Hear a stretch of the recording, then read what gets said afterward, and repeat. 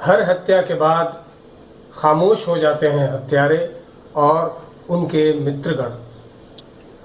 उनके दांतों के बीच फंसे रहते हैं ताज़ा मांस के गुलाबी रेशे।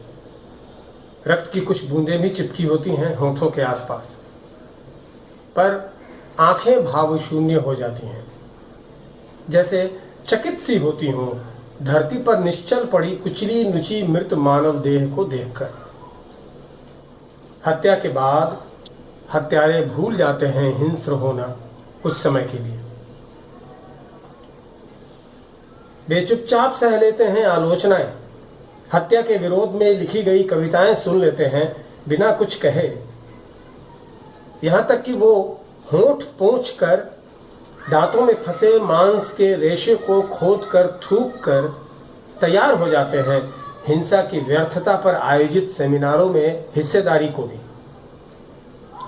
हर हत्या के बाद उदारवादी हो जाते हैं हत्यारे कुछ समय के लिए, जब तलक अखबार उबलकर शांत ना हो जाए, जब तलक पश्चिम परस्त पढ़े लिखे नागरिक जी भर न कोस लें हत्यारे को।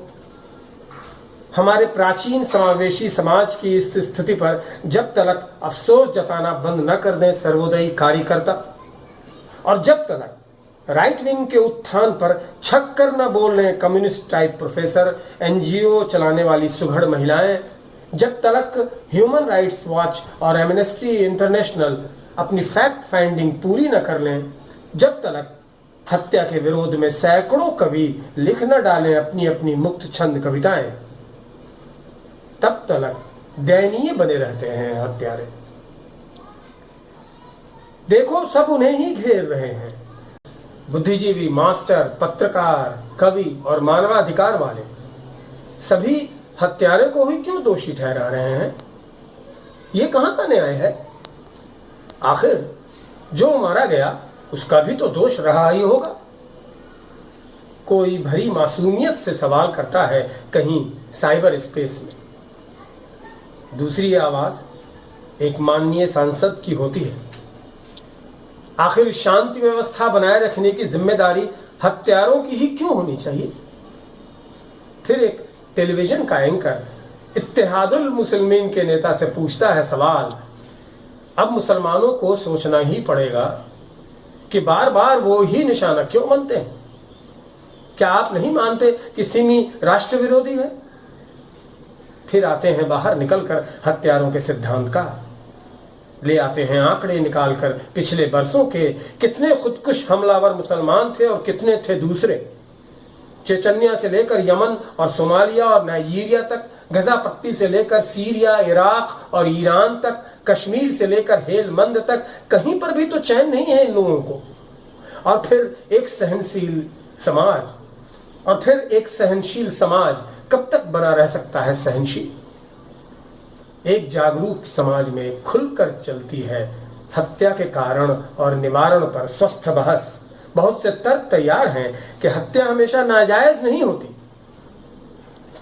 बहुत से लोग सोचने लगते हैं, अरे ये तो हमने सोचा ही नहीं। वकील अदालत में पेश करते हैं मेडिकल रिपोर्ट, मिलॉर्ड हत्यारा धीरे धीरे अंधा हो रहा है, उसके पेट में गंभीर कैंसर पैदा हो गया है, उसकी मां मर गई है, अंतिम संस्कार करने वाला कोई नहीं। मी लॉर्ड, हत्यारे को जमानत दी ही जानी चाहिए। Muslims have moved on me Lord, हत्यारा भी तो आखिर इंसान है। वैसे भी हत्या को अब बहुत वक्त हो चुका है, अब कब तक गड़े मुर्दे उखाड़े जाएं? अब कब तक चलता रहेगा ब्लेम गेम? समाज में समरसता कैसे आएगी अगर सब मिलजुल कर नहीं चलेंगे मी लॉर्ड? समझदार न्यायमूर्ति सहमति में हिलाते हैं सिर। वो कम्युनिस्टों के प्रोपेगेंडा से भला प्रभावित होंगे? न्याय सबके लिए समान है और सबको मिलना ही चाहिए, चाहे वो हत्यारा ही क्यों ना हो। सब नियम खत्म हुए,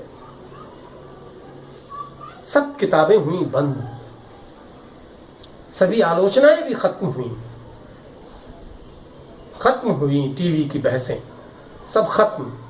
आलेख और बयान खत्म हुआ, कविता लेखन भी। जब सब खत्म हो रहा होता है, तब फिर से तुम्हारी तरफ देखता है ये उदार समाज। हमारी प्राचीनता और हमारी शुद्धता के रक्षकों, ओ हत्यारों,